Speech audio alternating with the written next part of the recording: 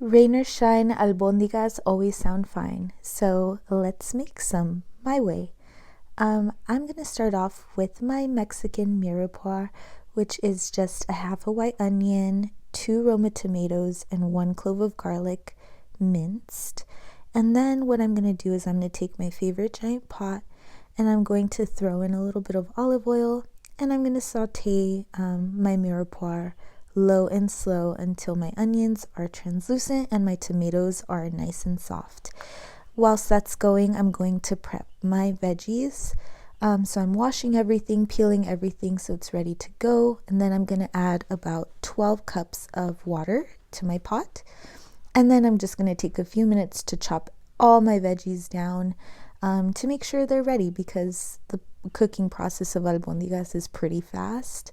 So I also don't like to cross-contaminate my kitchen, so I like to have everything prepped before I handle any meat. So then I added about 1.5 tablespoons of my Mexican crack or consomme, a giant bay leaf, some oregano, and some salt to my broth, and then I'm going to let that come to a simmer. While I do that, I'm prepping everything for my albondigas. So I'm taking about 4 handfuls of rice because I'm using 2 pounds of ground beef. You can also make this recipe with ground turkey, which is how I usually make it, but I just use ground beef today. And then for every pound of ground meat that you use, you're going to use 1 egg. And then I'm going to take the other half of my white onion and I'm going to mince that very finely and then mince up some cilantro. And then my least favorite part is handling the meat. Oh, it just freaks me out. It feels like brains. But I'm going to throw that into my bowl of minced onion. And it was a whole lot. And then I'm just going to start breaking it up with my hands and then seasoning my meat with some oregano, some garlic salt.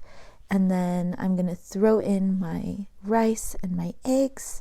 And you really want to ensure that you don't overhandle your meat, because then it will get tough and rubbery.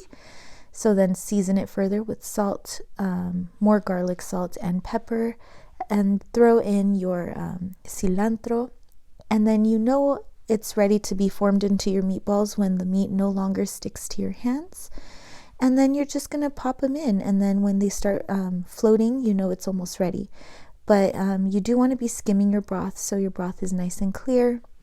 Taste test one, make sure it's good. After about 45 minutes, throw in your veggies, cook for another 20 minutes, and then you're ready to serve. Bon appetit!